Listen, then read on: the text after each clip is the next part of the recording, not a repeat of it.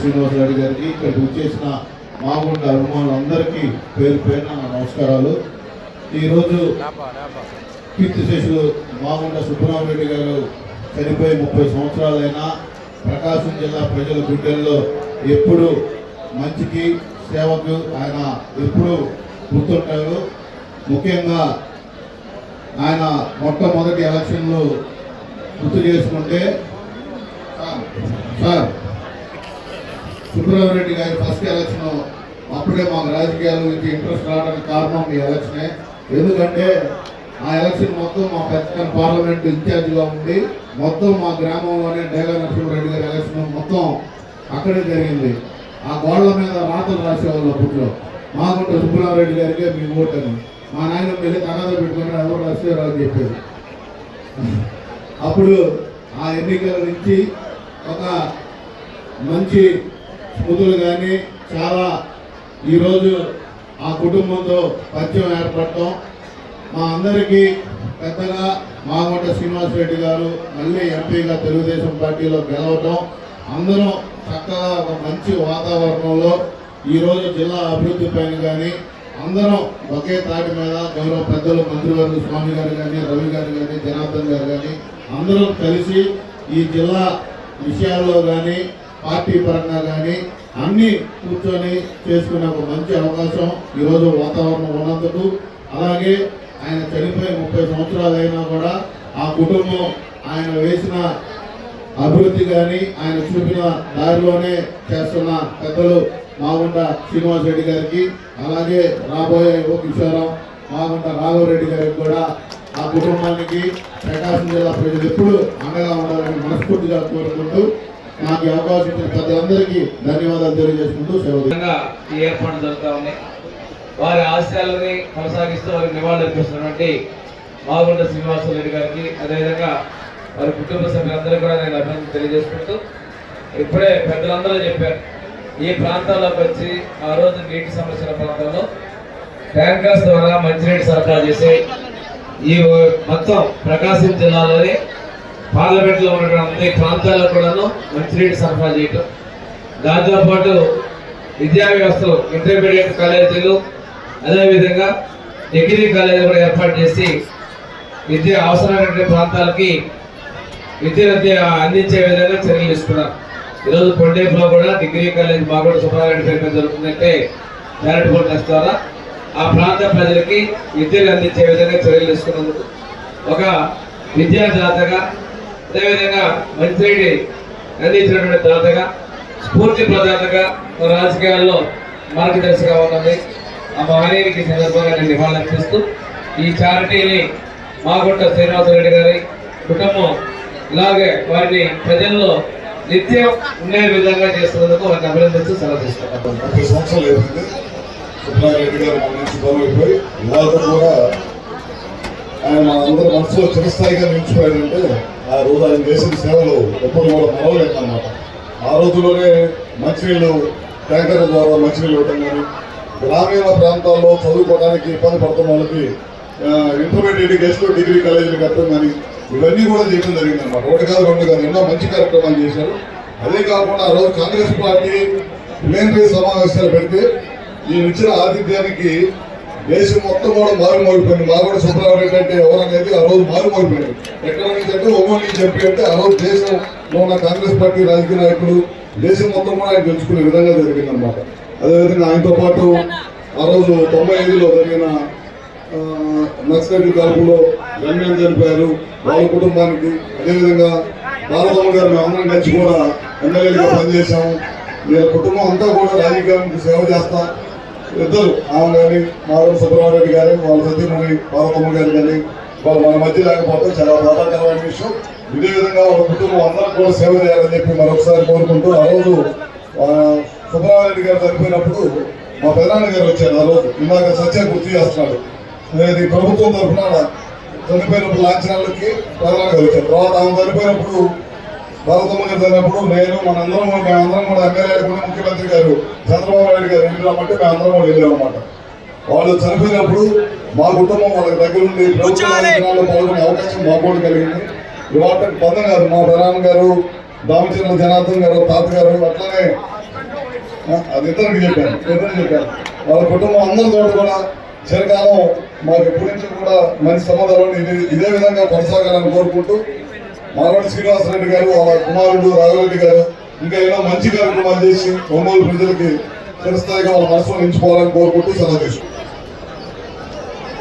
ఈరోజు మాగంటి సుబ్రహ్మణ్యరెడ్డి గారి 30వ వర్ధంతి సందర్భంగా చేసినటువంటి గౌరవ మంత్రివర్యులు అదేవిధంగా శాసనసభ్యులు వివిధ రకాలైనటువంటి పదవుల్లో ఉన్నటువంటి పొలిటికల్ పొజిషన్ ఉన్నటువంటి పెద్దలు వారి అభిమానులు అందరికీ కూడా ముందుగా నా నమస్కారాలు తెలియజేసుకుంటాను.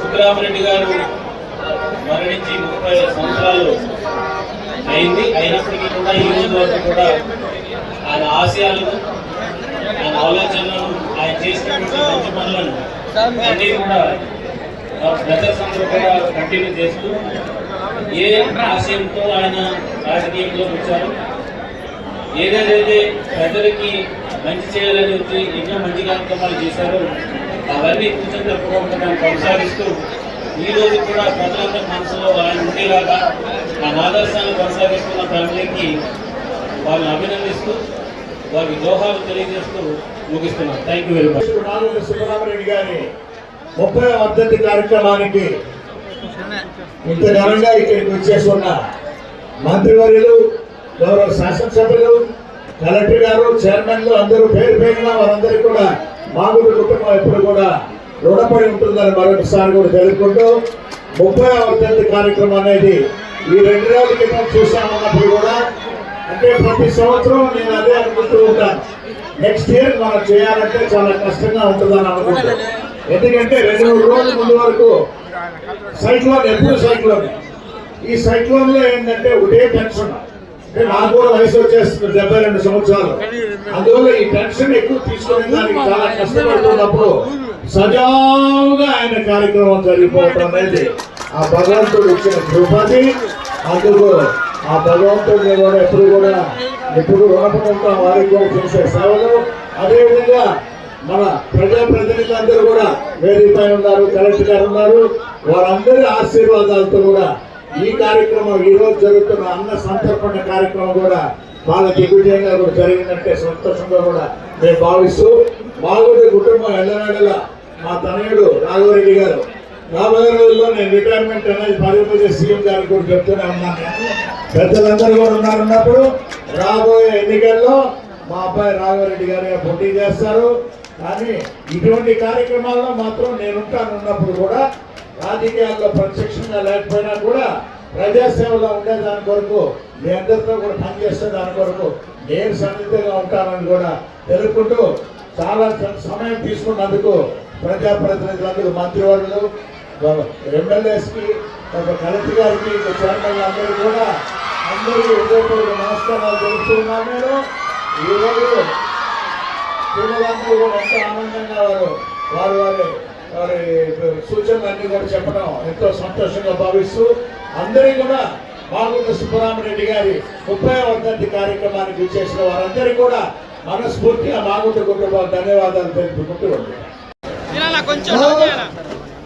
Our beloved MP Magundi Srinivasaredi garu and our would-be MP Raghavareddy garu and Nikhil Babu garu ready for general sitting. Now silence unali. Pin drop silence.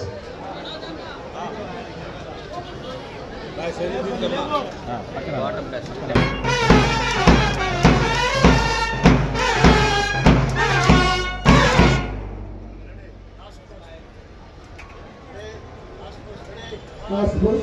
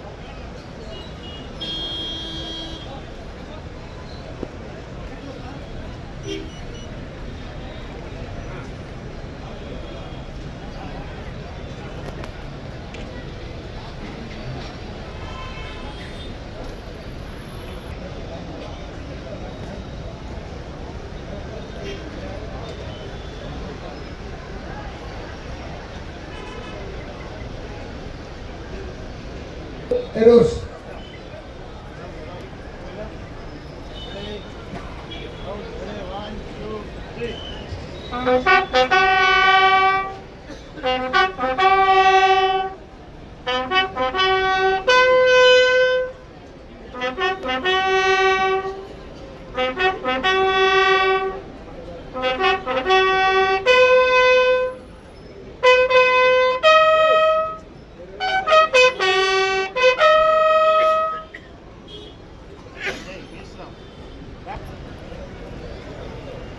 అందరూ దయచేసి కూర్చోండి.